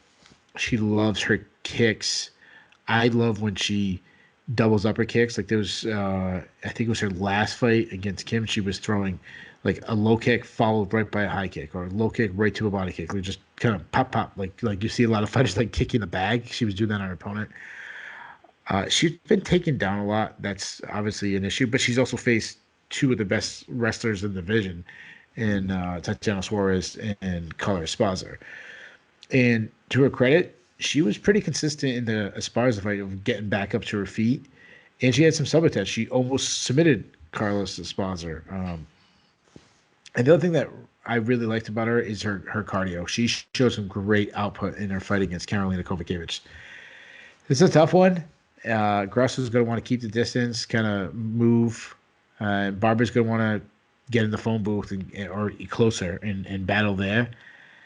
I'm going to go with the more technically sound fighter. I think Grasso's going to outwork Barber. And until I've seen Barber fix some of her technical flaws, especially on the feet, I'm going to take a more technical striker. So give me Grasso to use movement to kind of beat her to the punch and win most of the exchanges. So give me Grasso by decision. There's every possibility that I'm going to look silly as Grasso pieces up Barber from distance and just, keeps her on the end of her jab and kicks for 15 minutes. But last fight was Grasso's first fight at flyweight. Her first fight, where she was like, I'm moving up. I can't do this anymore. She looked fine. She was, at no shortage of power. And her cardio was better. She seemed very comfortable. But that was against someone in Ji Yeon Kim that is not a burly bruiser of a flyweight herself.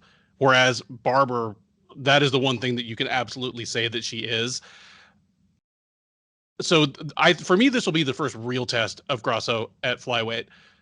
Obviously, it's going to be a huge test for Barber as well. She had her first loss. She had her first injury, like big enough to be worth notice in a fight, and it's been a year. And as you say, she's one of the youngest fighters in the UFC. Fighters can improve or stagnate enormously when they're that young and have been off this long. I look back at the Modafferi fight for Barber, and there are some encouraging things and some not encouraging things. The encouraging thing, as you mentioned, that, I mean, she gutted it out through there. And when you have a young fighter who's undefeated and has never even really taken that much adversity in their fights, you always wonder how they're going to react the first time somebody gives them a bloody nose, or the first time, even more so, they tear an ACL in the middle of a fight. And she absolutely gutted it out. I have no questions about that regarding Maycee Barber anymore. My concern is that happened in the second round, and she lost the first round as well. When Roxanne Modafferi is hitting a clean takedown on you, that is a bad warning sign.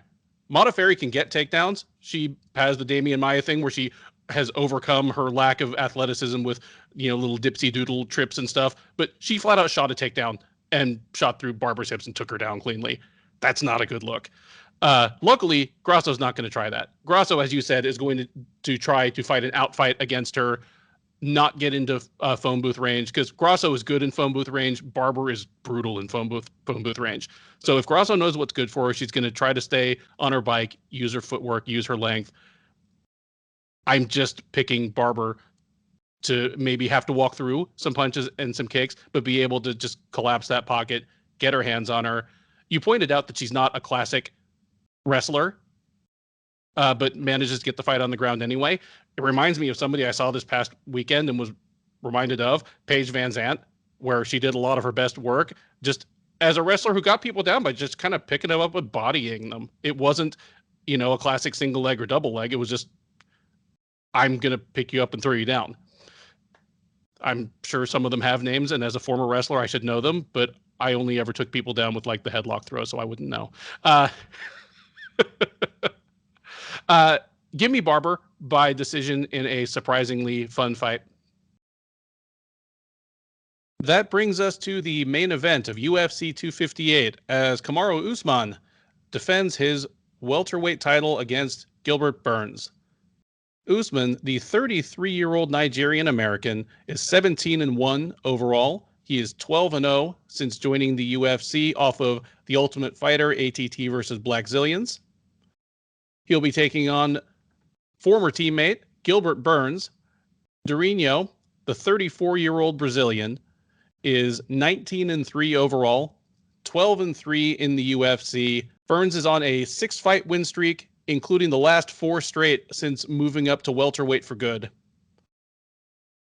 Despite all the momentum that Burns has, Usman is a comfortable favorite, currently sitting around minus 275, where Burns is available around plus 230. And we talked a little bit about this off air before we started, where you mentioned that, looking into the fight, you were almost looking for ways that it might turn out one particular way.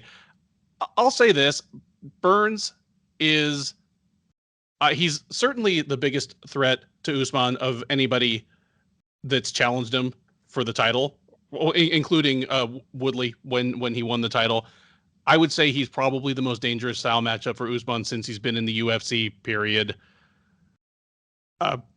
Burns is one of my favorite animals to spot in the wild, and that is a case of a fighter who is absolutely 10 times better since moving up to a weight class that he finds more physically comfortable. And I have no idea why he even tried to make lightweight for most of the first 2/3 of his career, because going all the way back to when he was a grappler, and here he's another guy that, Mundial's gold medalist, a bronze medalist at Abu Dhabi, like not just your average black belt, but one of the best grapplers in the world. But even back then in grappling, he was closer to 170 than 155. So I don't know why he decided he needed to be a lightweight to do well in MMA, but it wasn't necessary. He did well, but he also had a couple of bad losses at lightweight. A couple of losses that made me say, okay, this guy will probably never be a title contender. Moving to 170 was like flipping a switch. He's been, like, every part of his game seemingly has been better. His chin is better. His gas tank is better. He was an improving striker anyway, but his striking went from good to like borderline elite in kind of this last run since he's moved up to welterweight. There are ways that he can beat Usman here. He's not a weakling at 170. That's the other thing about him, is he's a big dude. Like, not just tall, but he's got muscle on his frame. His upper body, he's a strong welterweight. He is one of those Brazilian jiu-jitsu guys who is a good wrestler, both offensively and defensively. Heck, look at what he did to Tyron Woodley. I believe he scored more takedowns on Woodley than everyone else in his career put together. He has more pure power as a striker, more actual like knockout power than Usman does. Like, I'm sure Usman benches more, and I don't know who would like get the higher number if they punched like, you know, the PSI bag at the Performance Institute. But in terms of power that actually puts an opponent's head on the swivel, changes the momentum of a fight, finishes a fight, Burns has more of it than Usman does. Just like, he has all the weapons that he could threaten Usman. I just can't picture how he does it. Kamaru Usman is, despite the fact that he's like just titanic and built like a comic book character and comes from a wrestling background, one of the more well-rounded fighters in one of the most well-rounded divisions in the sport. He's a very good striker, good offensively and defensively. He takes a few shots, but he's very defensively sound, has good power. He has pop on his strikes. He just doesn't have, you know, the Jake Ellenberger, Matt Brown, like, I kill you with a strike that doesn't even look that hard. He doesn't have that, but he has plenty of power. He's not at a deficit. Obviously, fantastic wrestler and just absolute brute in the clinch. You know, one of the reasons that his detractors accuse him of being boring is that nobody can stop what he wants to do. He's happy to take you down. He spent a lot of time on top of Tyron Woodley, just mauling him. Spent a good amount of time on top of Rafael dos Anjos, mauling him. But I swear what he really wants to do is just get you against the cage and mash you there so hard that he wants to see if he can like strain you through it like a colander, like full of pasta. And I think once he gets Burns there, that's where most of this fight is going to take place. It won't be a delight to watch.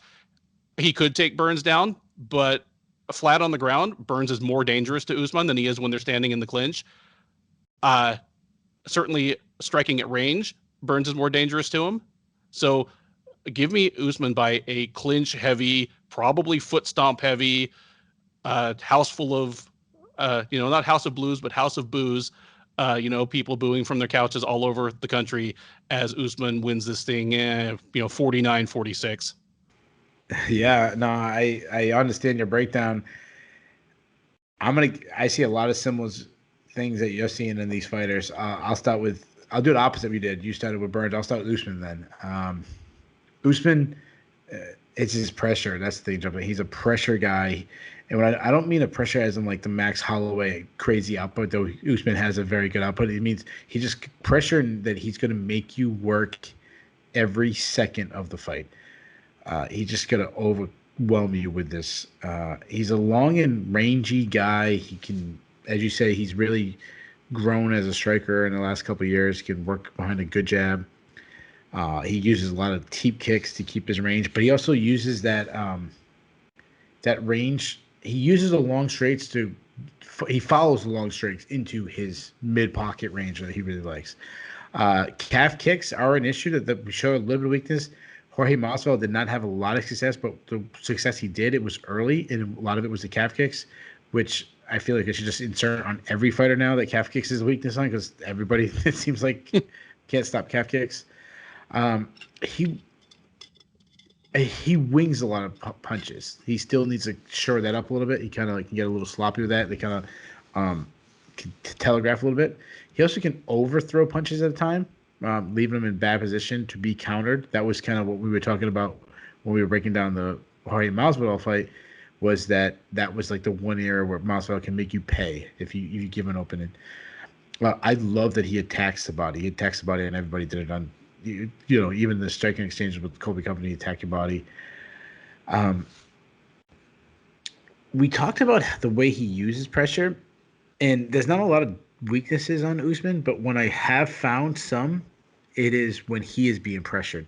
Kobe Covington probably had the most success in recent memory against Kamaru Usman than anybody has, and it was when he was forcing Usman to fight off his back foot, when he had to be reactive. You said he's defensively sound. I kind of disagree a little bit there. That's probably where I still think Usman's pretty hittable, and I think that's because in my opinion, he squares up a little too much. And it goes back to like looping punches, overthrowing the punches. But to his credit, he's got a granite chin. He's been like Kobe Covington hit him with everything. Listen, say what you want about Kobe Covington. It was a fantastic fight, and Kobe Covington hit him with everything but the kitchen sink. And Usman didn't even react. Like Usman just ate everything, which is crazy. Like this guy's gonna put pressure on you, and you can't even hurt him. That's scary. Obviously, he's got that high volume. He's a builder, similar to what we were talking about Pitolo. Like his volume is going to rise. Like he's not going to get tired. His style is going to make you tired, and then he's gonna not only is going to have a little bit of gap on you, but when you tire, he's making that gap even bigger. And the best way he makes you tired is just the gifts that he's been born with, just being a huge welterweight. He's big, he's fit, he's got muscle on muscle. He uses his size so well in the wrestling and grappling. He's so extremely strong. A perfect example of that is when he went against RDA, Brazilian Jiu-Jitsu back belt, and RDA went for Kimura and had like his whole body on Kimura, and Usman just like pulled his arm out. like I know you have like the perfect technique right now, but I'm so strong I'm just gonna pull my arm out. Obviously he's a good wrestler. This is a guy that was wrestled in college. He can shoot on your hips and just drive right through. But what he likes even more is his snatch single, because he has those long arms. He just like snatches. If people know snatch single is actually what you see a lot of like heavier weight classes, like heavyweights are like kind of like snap the head to the side, and then you step away and you snatch single and you kind of pull the leg out so fast you kind of make him fall down. That's what Usman likes to do a lot. He'll also catch a kick, like he was catching Masvidal's kicks to take him down. But if he doesn't get you down, he's okay with it, because he'll just push you against. Like he just needs to close the distance, because he'll just push you against the cage. He'll smother you there, as you were talking about. Like that's the area you see him beating Burns. And I agree. I think that's his best position of everything he does. I said that last time we were breaking down the Masvidal fight. His chest to chest. He can get you chest to chest, and he can lean on you. He kind of always the big guy. And I think he's the best at that position in all of MMA, and that includes Khabib. I think I described in the last breakdown that being chest to chest with Usman on you must be what hell feels like. It's just hell is Usman pushing you against the cage, chest to chest, where you can't get off the cage. You're stuck between Usman and the cage, and he punches you in the ribs 20 to 30 times straight, because that's what he did to Tyron Woodley. That's what he did to RDA, and they had neither guy. Two highly decorated, former champions, had no answer for it. The other thing why Usman is so good with his grappling is his mindset in his grappling. He doesn't necessarily need to get you down. He just needs to get you in a position where he has an advantage. And he doesn't get frustrated when he misses a takedown, because he understands that. Like, it's not necessarily like, I don't have to hit every takedown. I just have to hit a couple of them. I can get one or two of them, and I'm probably going to win. If he takes you down, he's going to smother you with top control. But what I love is if you start working to your feet, he's going to stay on you and make you work every inch on your way up. He's going to knee you. He's going to elbow you. He's going to hit you with the shoulder. As you mentioned, he's going to stomp your feet. He's always hitting you in every position, regardless of what position they go back to. He's going to make you work for every second. Now, let's move over to Burns. I loved your breakdown of Burns, especially like talking about all the improvements he's made going up to 170. One thing I don't think you mentioned is he's also faster. Like, he's got a speed advantage now at 170. He's got tight boxing. He throws tight combinations. The reason why he was winning exchange, like why he hurt, I'll start with Tyron Woodley. He hurt with Tyron Woodley because his punches was on the inside. he was winning the inside strikes while Woodley was on the outside, so he was beating him to the punch, similar to one of the famous punches that Jose Aldo Conor McGregor. They both threw a punch, but he was on the inside. Think about was it Rocky 3 with the poster of Rocky and Apollo punching him? Like, who's in the inside is going to win that. The inside punch is going to land better. That's what Burns does so good is he stays tight. He knocked out. He has punching power though too. Like, I don't want to take it away. Like, he hits hard. He knocked out Damian Maia recently with a left hook. It was a beautiful leg kick. He's got thudding leg kicks. And I think that has to do with what you're talking about being like a thick guy. He's got thick legs. He just like they're thudding. They run like Antonio Silva style leg kicks. It's hard to really find any weakness in Gilbert Burns' game, and it's gonna sound very similar to what I just said about Kamaru Usman. He didn't like the pressure late that Alexei, and I'm going back a while, that Alexei Kunchenko pushed on him. He won that fight. He was winning, but in the third round, Alexei Kunchenko started to have success, especially late, and that's when he was forcing Burns. They kind of have to backpedal. And I also don't like that when he was going against Maia, as he does to every opponent, found a way to trick him, to force him to go back to the cage. Now, those are two things that Usman's going to want to do. Usman's going to want him to push him back. He's going to want to pressure him. And that's not a good sign if you're betting on Burns. As far as going on the ground, you already talked about this guy's elite of the elite. He's a 3-time Brazilian Jiu-Jitsu world champion. He's got good entries. He's got quick level changes. He got in on a more decorated wrestler in Tyron Woodley. Got in on his head, picked him up, power doubled him. He also has body lock takedowns. He can get in the body lock. He stays pressed on you, inside trip.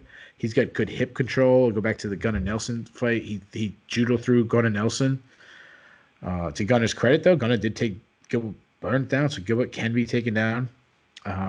If you're in close, he's got solid dirty boxing because and that a lot of that happens to with he can open up his hands because he's not worried about getting taken out because of how slick he is. He's got some of the slickest back takes you'll ever see. If he's on top, he's got incredible top control.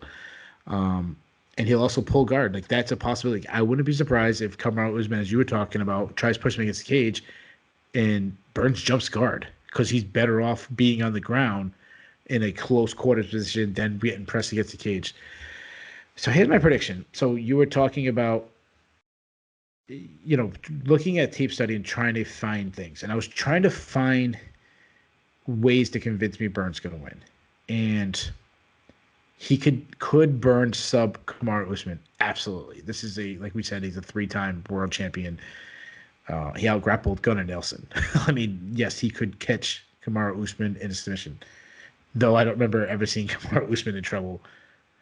Could he knock out Kamaru Usman? Yeah, I actually think he has a better chance of maybe knocking out Kamaru Usman because of how hittable it is, because Usman squares up, because Usman tries landing the bigger shot. He has those looping punches while Burns is the inside punches we're talking.